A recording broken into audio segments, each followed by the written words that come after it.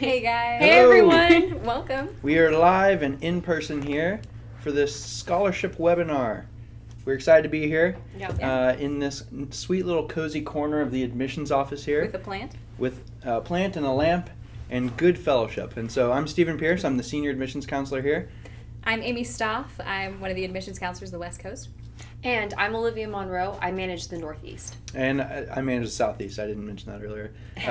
Giovanna can't be here, so the plant is kind of standing in for her. She's out in Texas with her folks in San Antonio. So we've all been on the road a lot lately, and so it's unique in the fall when there's a point when we can all get together and host this. Giovanna, so I believe, is at the Bible Bee That's right. This week. So That's right. If you're at the Bible Bee and looking for even further answers about scholarships that may not have gotten answered here, you can find Giovanna there at the Bible Bee. Just drive straight there, even if you're not competing, and check walk it out. up to her table. Exactly.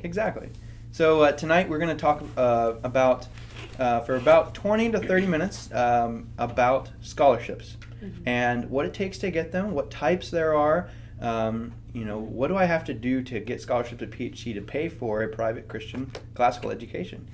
And we'll tell a little bit about our stories of how we paid for college and ways we did it. And then we'll look to this analogy here. Amy said money does not grow on trees, but sometimes scholarships grow in potted plants. And so here is our scholarship brochure. So if you you said that just now. I think I actually said that. Okay, Olivia said it. Sorry. If you have any further questions, or if you just want one of these great scholarship brochures, we're going to be walking through it tonight, let us know, or find us on the World Wide Web at phc.edu/scholarships. So, how do you pay for a classical Christian liberal arts school? And how do you pay for a private education? To us here at the school, we really want to reward you for your work you've done in high school. And it's you've been a great steward of the resources the Lord's given you, the talents He's given you. We want to reward you for that. But we also believe that that a really solid education comes with a cost, either a work or through physical labor, emotional labor. It's all there, and we see college as an investment. So really, let's retool our thinking tonight about scholarships and think about the investment of college and how to make that investment, what to put into that investment, but then also what will you get out of that investment as well. Yeah, I know for myself, when I was thinking about college, my dad was unemployed when I was applying to colleges, and it was crazy. I didn't have any right to think about private education because, I couldn't pay for it at the time, but I really felt God's calling there. And then when I started working through college, I found that when you invest the time and actually make college your own and make it something that you're personally invest, like there's skin in the game, you have to be at work, 10 hours a week and also keep up with your classes, then all of a sudden it was more meaningful. I wasn't just there because I had to be there because my parents told me I had to go to a Christian college. I was there because I wanted to be there. I wanted to be in class. I didn't want to miss out on classes because I was paying for them with my own money that I was earning on the side. And so I know that may be an experience already for some of you, but for some of you who are worried about working, I know that's a big part of this discussion as well. Yeah, and I grew up in a family of four siblings, I should say, and we were all born really close together. My mom had 4 kids in 5 years, and so that meant that 3 of us were going to be in college at the same time. And that's a huge question for families. We were a single income family, and the thought of needing to put 4 kids through college and 3 of them at the same time was really overwhelming. I'm the oldest child in my family, so I was the first one to kind of go through this process. And it was honestly just a story of God's provision. Every semester of college was a step of faith. And every semester brought me to the place of truly needing to rely on the Lord to bring every last penny in. And I know Amy has a similar testimony where you walk by faith, and if this is where God is calling you, then He's going to provide. And I'll go into a little bit later about how specifically I made that work and how my family did. But yeah. And Amy has a really cool story on our blog. So if you go to our PHC blog, you'll be able to read her story of how God provided for her financially. Yeah. And I was one of a set of 25 twins. It was just 25 of us at once. We were all going amazing. I'm sure you and Jonah felt like a that. 25 couplet or whatever. And so all of us went to college. No. always dreamed of coming to PHC, but I knew that coming to PHC would be a sacrifice. I applied to 3 other Christian schools. They're fairly good, godly institutions, and they all offered me actually better packages than PHC. And I really had to estimate in my mind what the college investment was worth to me. And this isn't really a sales pitch, it's more of a story of how the Lord really walked me through. And he said, Stephen, what do you want to get out of college? What's your soul worth? And what's the investment into your future worth? The investment not only into your education, but into your spiritual development. We like to call that our community here, our spiritual and academic community here of students, faculty, and staff. And I picked PHC because I knew, number one, I'd be prepared spiritually, and then number two, in a really rigorous academic environment, and just growing in this community was important to me. So I'm going off on a little tangent here, but all that to say, the investment of a college was what was first and foremost in my mind, and the Lord really laid on my heart to really put back into that investment now in this role and share our stories with you. I'm speaking for all of us, and put us here to share in our stories, help you guys through the process, navigate you through, work with you on a great financial aid package, and be able to make that dream affordable for you. Yeah. And something I've learned is that good things rarely come without a cost. And often the best things in life that God has set before us or that He's calling us to do require a sacrifice on our part. And that's not bad. If you don't get a full ride to a certain college, that doesn't mean that you are not smart or you don't have potential or you didn't work hard or that you're not even worth it. Those are very rare, yeah. Right, but sometimes to good, solid institutions. Exactly. But sometimes that means that colleges honestly have limited resources and they try to divide up their resources to help as many people as possible. And I know that's a part of one of PHC's fundamental scholarship philosophies. Yeah. But, we want to get as many of you that God has called here as we can. We want to get those folks here that the Lord has called here. Right. And we want to take those barriers away. So if the Lord has called you here, or you here, or you here, all of the audience back there. Invisible. Everyone exactly. Every one of you. The digital audience. If the Lord's called you here, nothing's going to stop you from coming here. Right. And we want to be able to do our part in that and take those barriers away. Absolutely. And so you're saying in your mind, I bet all y'all are saying, "Oh, that's great, guys. We love your stories." But where's the cash? Where's the cash? How do we figure this money. out? Show me the money. How do I make this work? How do I make this affordable for my family? We know families are in different economic brackets too, so different affordability rates are for different families. We understand that. And so we're going to kind of talk in general terms. We'll be happy to take your specific questions. I know Christine, our communications specialist back there, is working through your questions and working with us to get them. And so, but we're going to talk about several different categories today. Yeah. So it's going to be hard to write upside down. So would you like to write the categories up there? For sure. You got your marker. Yep. So we're going to go through 2 main categories, our academic category and our merit category. And man, I can speak a lot Do you want faster. to maybe put that up a little bit more? There you go. All right. So if you can't see it, comment and we'll switch it. Academic and merit, and then finally our need-based aid and endowment scholarships as well. I'm gonna do in, B, and end. There we go. There you go. So just to kind of keep you guys get an outline here, but kind of first and foremost, we want to talk about the philosophy of PHC's scholarships and how that goes, and Olivia's going to touch on that real quick. Yeah, absolutely. So like I mentioned earlier, Patrick Henry does adopt the philosophy that if God is calling you here, we want to provide all the resources possible that we can.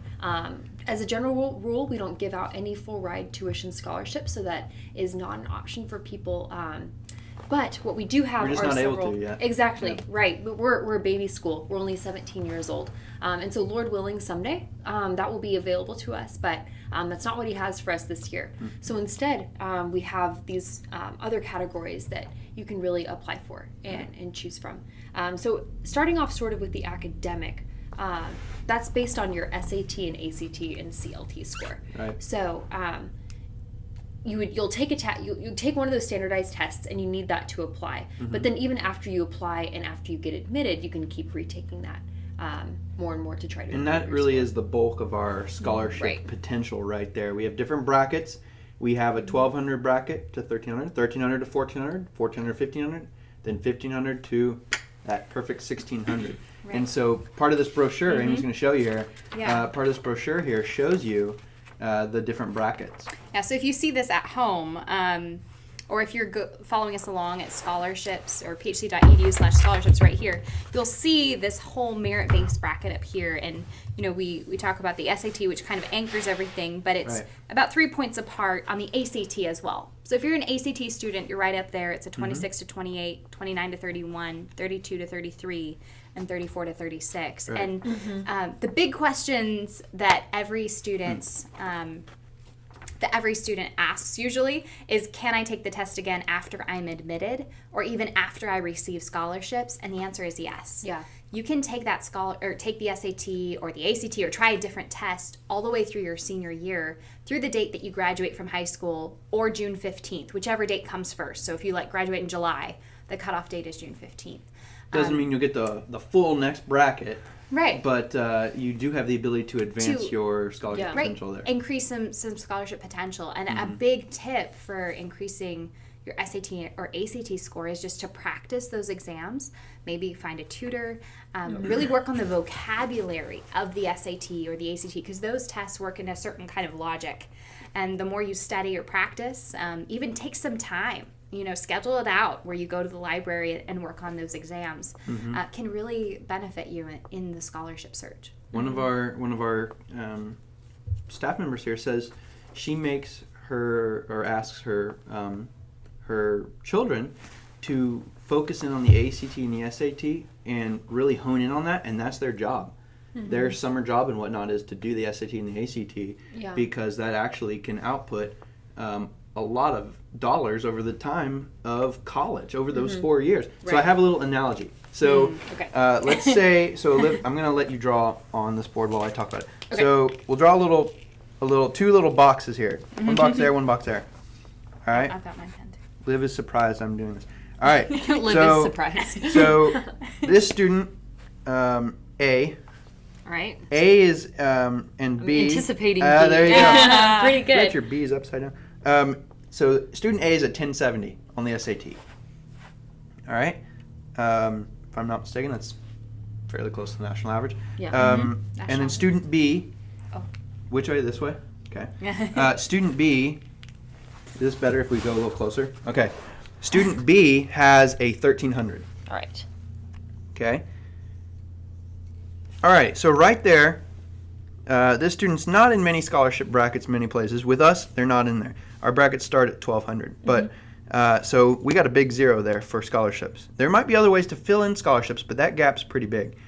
All right? We'll talk about how to fix that gap later. Yes. There's different ways to do it. But 1300 is about our average SAT score for entering students. And we'll just say they get the top of the bracket. Okay. That they get the full 8,000. All right. Multiply out by 4 years. 8, 16, 24. Oh boy, now he's really putting me on the spot. I was a classical liberal arts major. 32. 32. Okay. That is very close to a full year of college here at PHC. Yeah. Tuition, room, and board. Tuition's 27, room and board is 9 to 10. That is nearly a full year there with just your SAT score or ACT score. And so there are ways to fill this gap for the 1070, but look at the difference there. Huge difference. That is a very nice car. Or a house payment if you're like me and you have a mortgage. Yeah. And so now we're going to do one more comparison. All right, Liv, so student A has bumped up their score. Yay. Oh, wow. All right, so... This was me back in the day as well. Yes. So let's say student A bumped up their score to a 1200, our bottom bracket there. All right, so now let's say they get the full amount in that bracket, which is 5,000. Fantastic. Okay, so 5 times 4? 20. Hey! All right, so 20 is where that student A is getting 20 a year. Now I want you to look at the difference between the 4 brackets. Each bracket has a $12,000 leap per bracket. If you get the max, which is tough to do, but it's part of your application to the college is your application for these scholarships. So you have to have a really solid application to go along with your scores to get in that top part of the bracket. And so just bumping from 1,200 to 1,300 is a $12,000 jump. Yeah. That's a It's huge, pretty that's a significant. semester of tuition. And I right have there. to tell you guys, when I first applied to Patrick Henry, I wasn't in scholarship range at all. So I'm sure if you're feeling that way, I just want you to know that there's Right. hope. So I took my SAT 4 times before I got into scholarship range. Right. And what I did, I bought a practice book with 12 tests in it and just practiced, like the summer job you were talking Yeah. about, and treating it like that. And eventually I got into scholarship range. So work hard, and that can definitely happen. There you go. Yeah. And then also, you have to think about which test you do better in. I always encourage students 9th or 10th grade, early on, freshman and sophomore year, to focus in and hone in on the test you do better in. So start taking the SAT and the ACT. Get those nerves out of the way. Right. And then say, man, I really love the ACT. The SAT is not as much my cup of tea. That's what I did. I got a pretty good score in the SAT, but then tied it in the ACT, felt better about it, then bumped my ACT up 3 points, got a better scholarship. I focused on the test I enjoyed, but when I prepped in, I did a lot of math tutoring to bump up my math score and moved forward. And that's what I really put in my effort into these scholarships. Yeah. And for you classically educated students who are really excited about the classical learning test, we are too. And so that's why we have scholarship brackets for the classical learning test, which if you haven't heard about it, no worries. It's a new test. But for you who have a background in, reading great books texts, or doing trigonometry and geometry from kind of a Euclidean classical method of mathematics, you might find that the classical learning test is something you do better on in general, just because you think like that test, and you might get in scholarship range just because you've taken one of those tests. Exactly. Okie doke. So, academic scholarships, Done. check. Merit scholarships. We can get really bogged down here, but we want to say a brief sentence about some of our top scholarships, because a lot of you all can focus in on one of those big name scholarships and really get a good piece of the pie. a big poppier scholarships there. So we're going to walk through these very briefly. Yeah. One of our biggest ones is our forensic scholarship for debaters. As you guys probably know, if you've researched us, we're the number one school in collegiate moot court. I'd say we're one of the top pre-law schools in the nation. And so a lot of our scholarships and a lot of our academics, probably about 25%, 15 to 25% of our students go on to law school.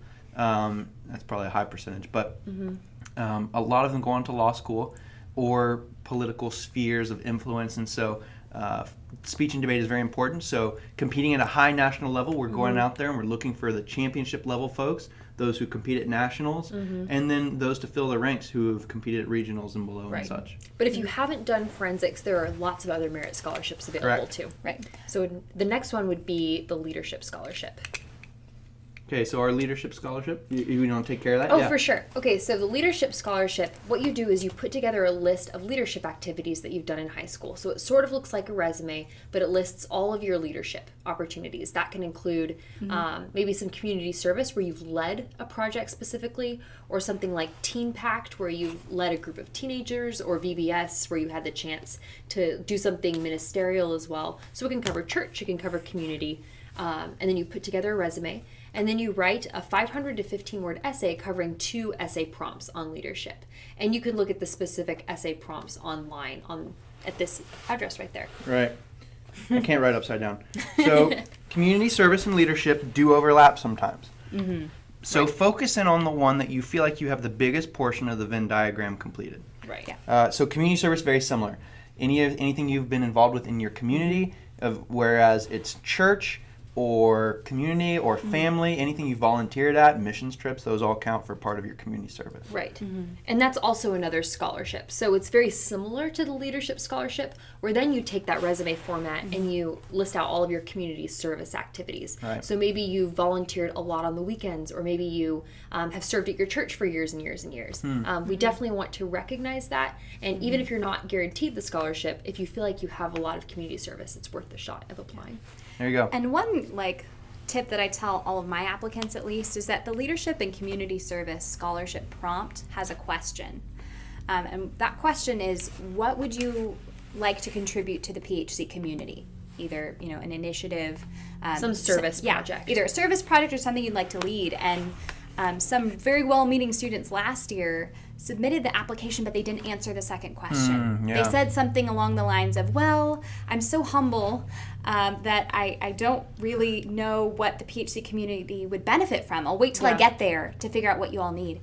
And we had to say, man, that's not what we're looking for. We're looking for initiative. Answer the prompts. So, the heart was good. The heart was great, and we want to see that heart of service. But we're actually looking for folks who have some ideas. So if you have an idea, we'd love to hear about it. Yeah, absolutely. Excellent.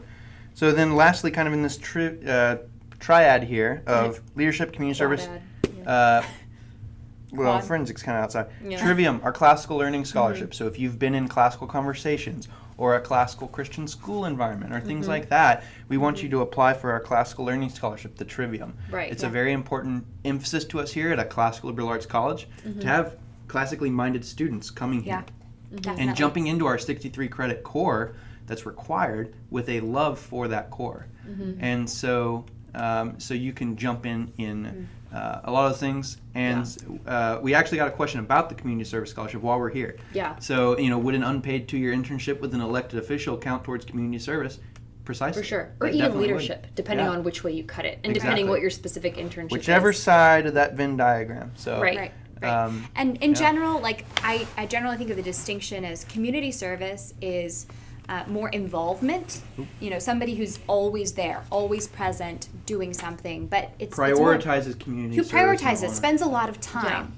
But someone who is better fit for the leadership scholarship is someone who initiates, someone who's started a club, somebody who's been the person who's making the calls. Somebody who is maybe an assistant or a lead, or maybe now a youth leader in their youth group. Rather than just, being present every single week. Well, being present every week is valuable for the community service scholarship. Maybe starting something on your own fits better with leadership. And then we have a few more merit scholarships that we're not going to go into deep detail with because the website does a great job with that. Yeah. But we have several scholarships for individual majors, such as our strategic intelligence major or a music minor, things we really prioritize around here in an arts college. Yeah. And then several scholarships for former military involvement or AWANA involvement or homeschool leadership involvement, Bible Bee, big areas like that. And so our final two categories here, we're endowed scholarships and need-based scholarships. So we kind of tackle those as one-off scholarships in many ways. Those are a family-by-family basis. Right. Yeah, and the big thing is PHC is part of our philosophy of education is that we don't want to compromise. We don't want to compromise in our relationship with Christ. We want to put him first. And we don't want to compromise in excellent academics. And so when the college was founded, we decided not to receive government funding. State or federal. State or federal funding, yeah, so that we can remain separate and private in the way we do student life, in the way we do academics. And that's becoming increasingly important as you see things coming out in the news, as policies are being put in place that would ask Christians to compromise. And so I work with a lot of families who are asking about need-based aid, and they're concerned about the FAFSA. Because usually FAFSA is associated with need-based aid, but they're not actually the same thing. The FAFSA is a federal application for financial aid. We do a private one for financial aid, for need-based aid. And that was something my dad was unemployed. And so we applied for need-based aid. We were in desperate need of some additional scholarship help. And by filling out, it's the same information. It's filling out your family income. It's filling out your personal income. I know we had a question about that earlier. Yeah, it's all taken into account. It's all put into this profile that you can find on the College Board. So if you go to our website and you search need-based on the left side, there's a little menu there. It'll have all of the links there for the College Board CSS profile. And it's just a nice little dive, it walks you through where you put IRS information, where you put current information, and there's a place for explanation. An essay question area. Exactly. It, so if say your dad lost his job this year, or say you just got a huge inheritance but there's no way to access it, something like that, where maybe it's showing up in the money, but really actually your family's in need. You can explain that in that paragraph at the end. No, we are passionate about helping people as individuals and treating each case with the individuality and the specialness that it deserves. So just like we do with the application. Exactly. We talk about it in spheres. We work you through your application. We want to get you accepted, if God permits. Then when God permits, we move you past acceptance towards the scholarship side. and we get the scholarships / enrollment kind of decided after that, and we work in stages one step at a time. Right. That's a great point. Right. Yep. We just walk you through it. And speaking of kind of finishing up applications and enrollment, we do have a deadline coming up on December 1st. And so your application fee is completely waived. So it's free if you can apply and get everything in before December 1st. There's a checklist on our website as well. And so if you go to the Patrick Henry website and go to the apply page, there's a beautiful printable, downloadable checklist that you can print out and hang up on your fridge or download and work through it. 6 simple steps to getting your application turned in. And then once that's done, then you can be evaluated for scholarships. And like we said, that's part of your academic scholarship is applying to the school, having a great application, great package, application package, and then that academic scholarship bracket is awarded after that. Exactly. It's a big part of it.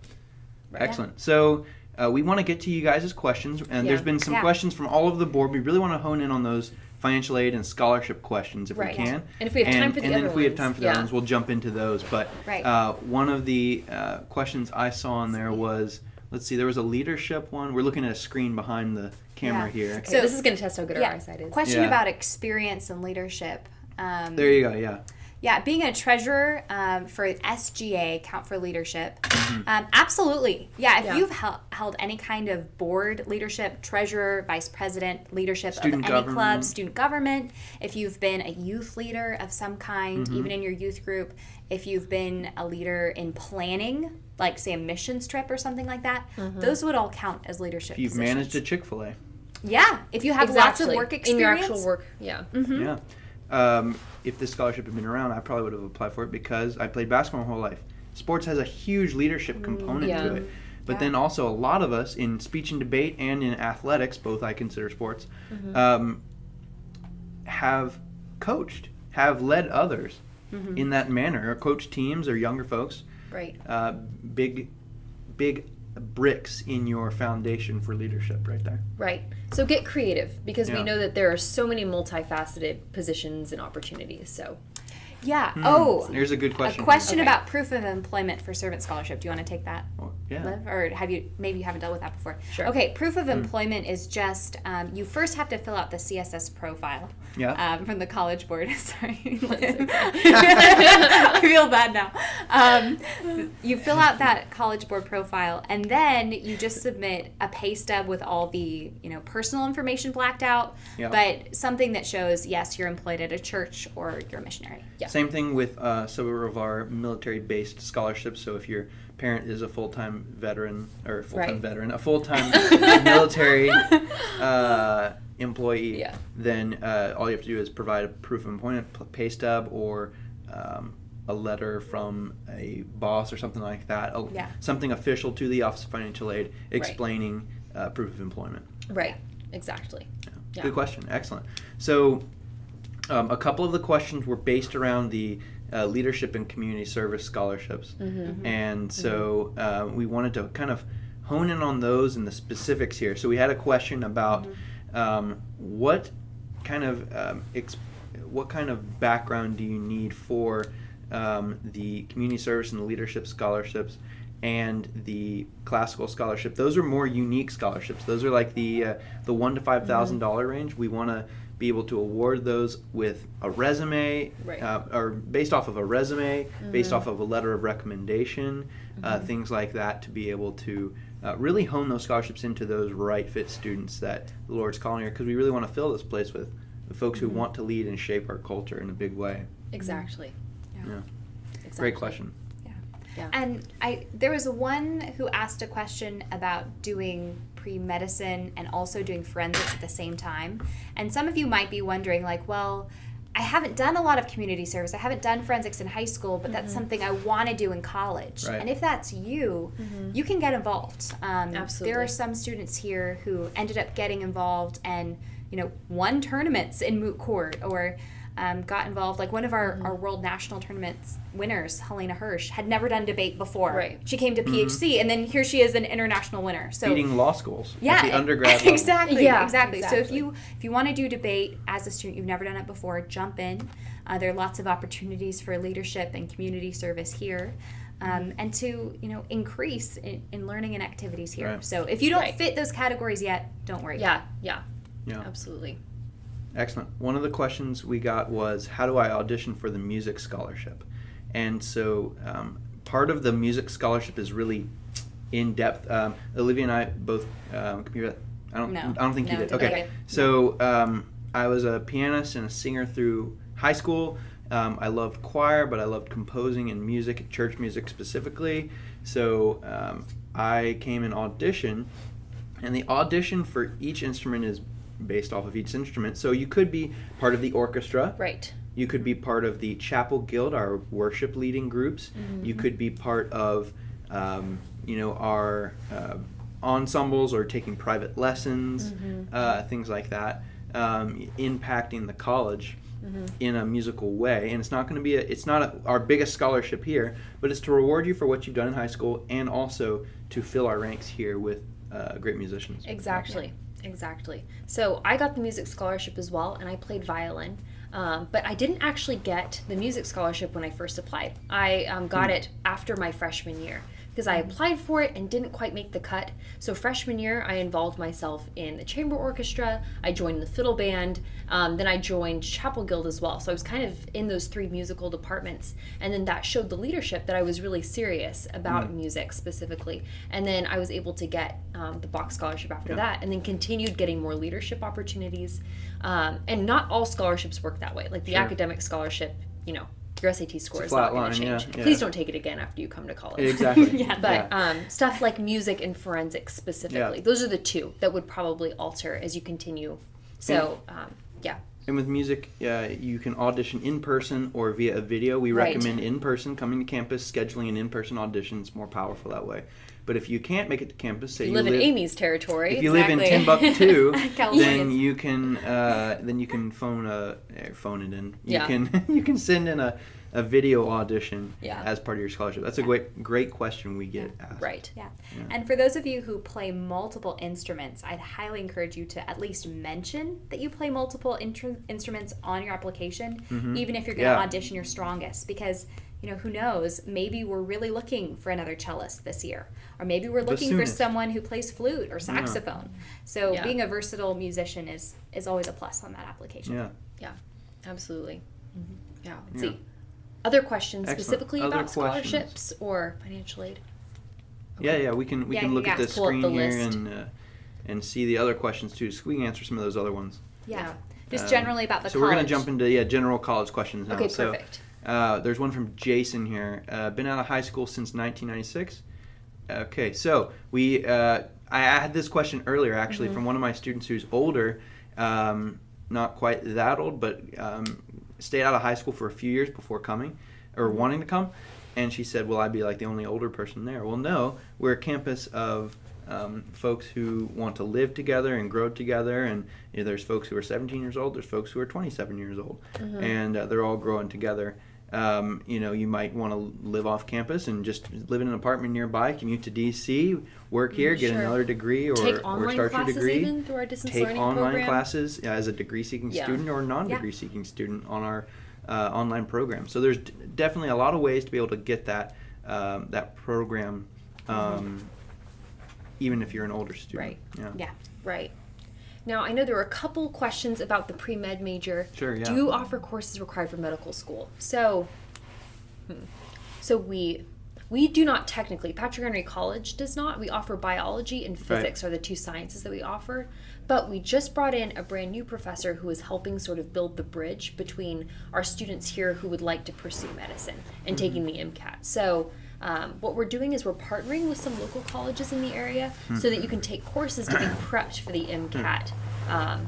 So by the time you're ready to apply and take the exam to go to medical school, you have that. The big thing is for us, we're one of the number 1 pre-law colleges in America, and our students are getting in the top 5% in the nation in the LSAT, basically the SAT for law school. Right. We said, well, we'd really love to do that with a medical program and have students hit the top marks in the MCAT and get in the 5% of the MCAT so they can go to the top, Harvard's and Yale law schools of the medical arena, so like University of Chicago Med School.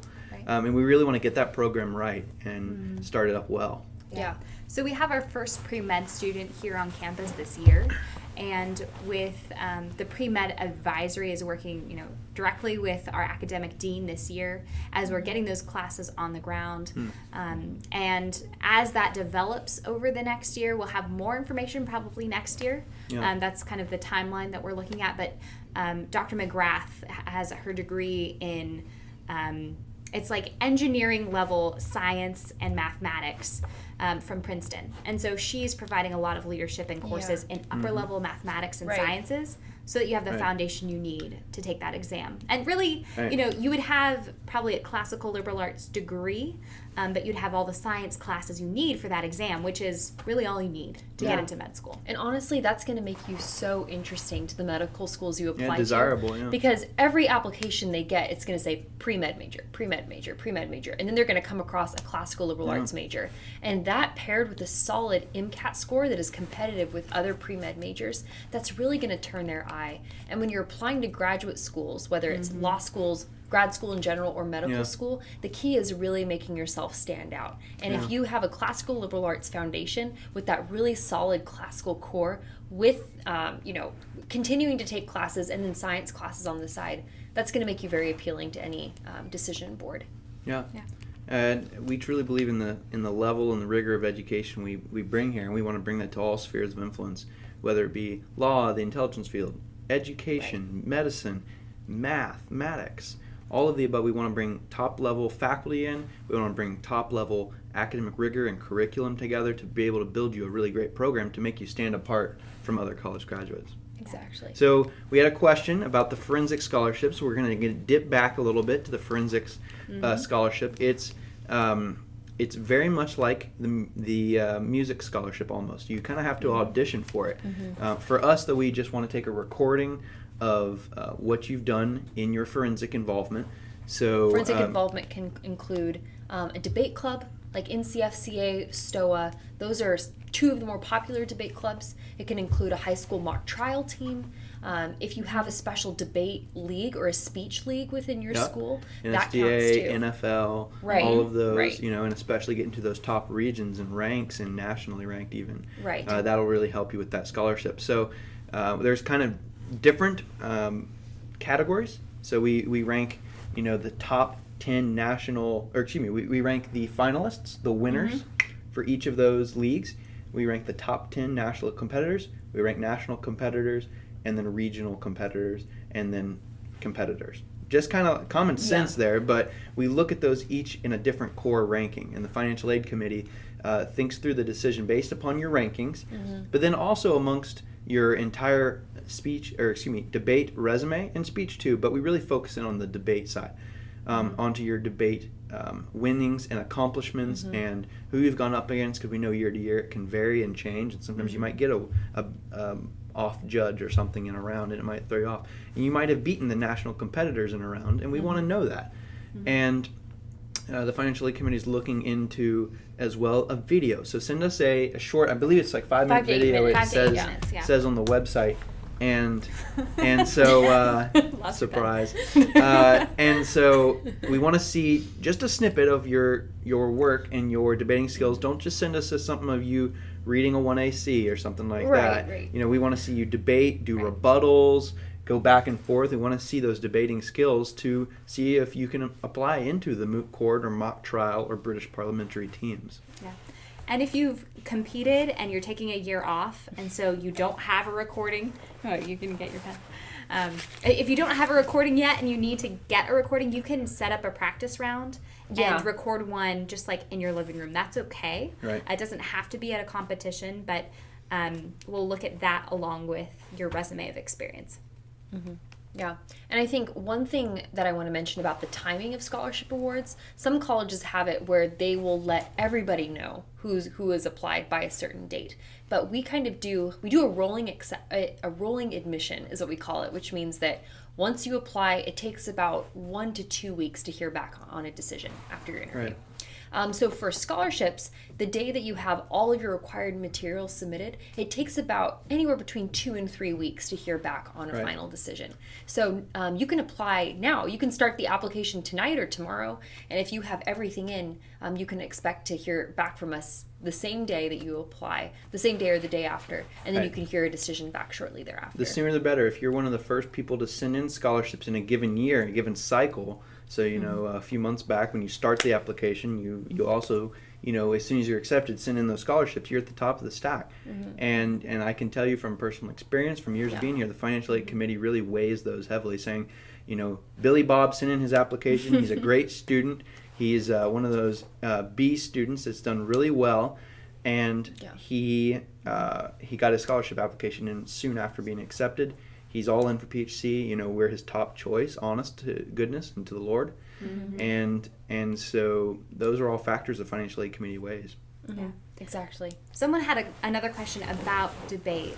Just to go back to that really quickly, and that's if you've never done formal debate but you want to do moot court, and that's where a number of our students are in. That would be Olivia's experience, actually, so I'm going to put her on the spot so she can answer the question. It was kind of a crazy story, so I won't go into it. But I didn't do any debate in high school either. No speech, no debate or anything.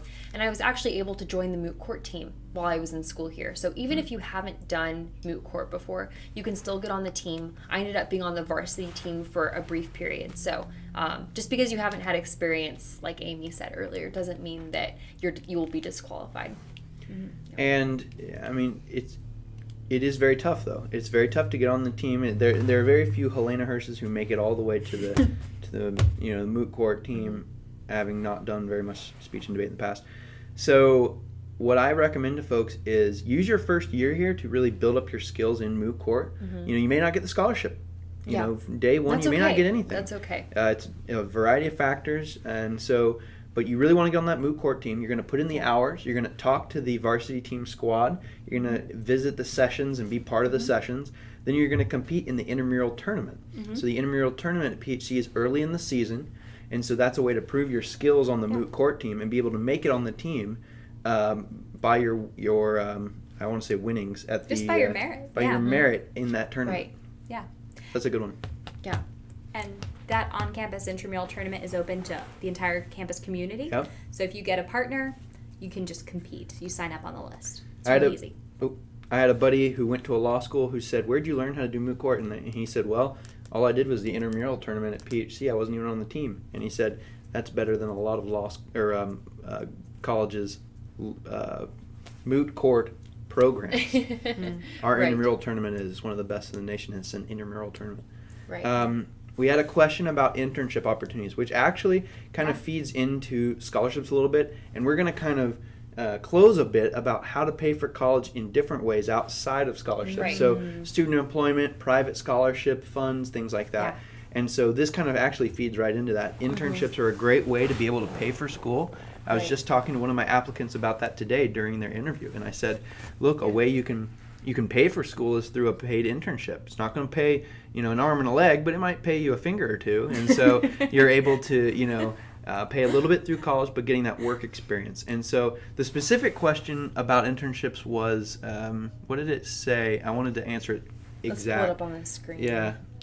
Let's see. What did they say? Oh, just could you go into PHC Internship Opportunities? Oh, explain PHC. Yeah, okay. I think as a broad, one of our distinctives, we love this little pamphlet here. So if you did not get one of these distinctives, go to phc.edu/difference, and that'll show you these distinctives. But one of them for us is number 3, internship experience. Yeah. Every student has about 500 plus hours of work-related experience and internship experience. They're required. And that's before they graduate. Exactly. And you guys hear all the time, it doesn't matter if you get a college degree as long as you have experience. It's just experience that people want. And then you have people on the other side of the coin who say you need to get a college degree if you want to be worth your weight in salt. Well, neither are exactly true. But our founders came along and said, actually, why can't you have both? And so we have a fantastic degree program offered with incredible experience in the workforce. And then combining those two together is why 98% of our graduates are employed. We poll each class. So the last polling date, We poll each class a year after graduating and 5 years after graduating.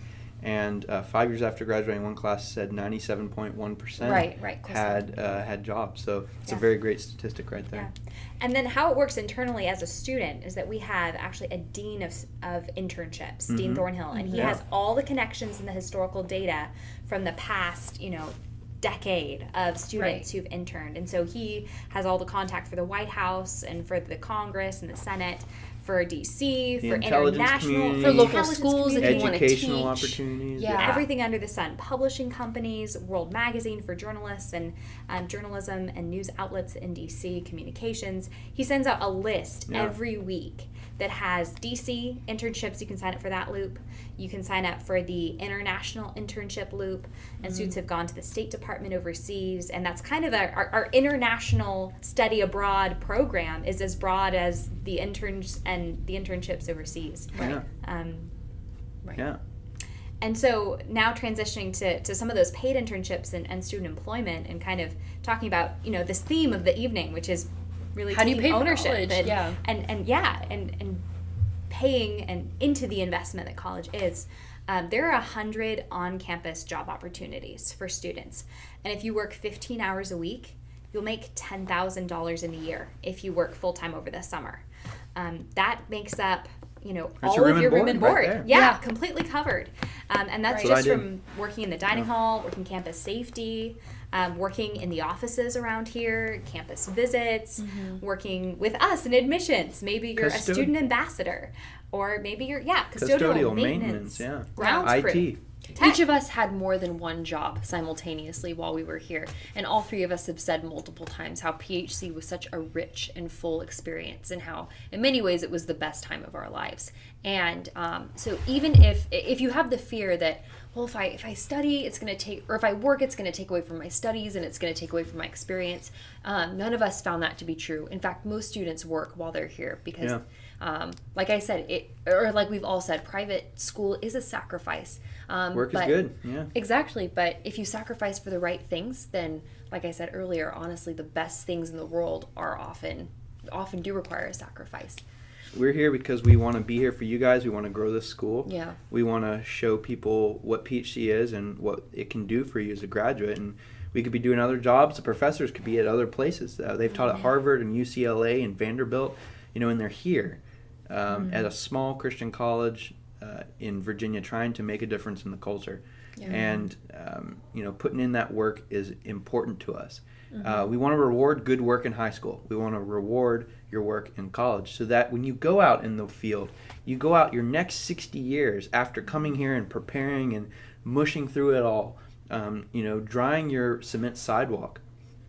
You're dried and ready to go out in the world and influence the culture for Christ. And that's what we want to do at every level. Yeah.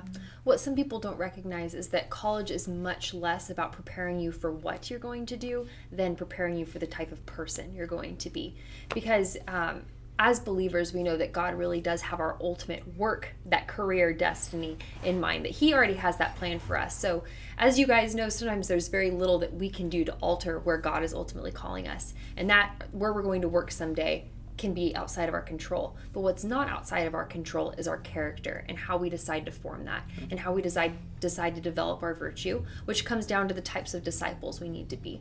And college is one of the biggest spiritual decisions you'll make in your entire life. And as you're looking at colleges, as you're looking at the scholarships, as you're looking at the scholarships we mentioned and which ones you might qualify for, think about college in terms as the place where you're going to pick to grow spiritually first and foremost. Yeah. So if you have any questions, contact us. I mean, we're always available. Go to phc.edu/scholarships to find more info or financial aid in general. Yeah. All of us are on the admissions counselor page. You can find all of our contact information. Yeah. We're always available. And for some of you maybe who asked additional questions that we couldn't get to, we apologize tonight.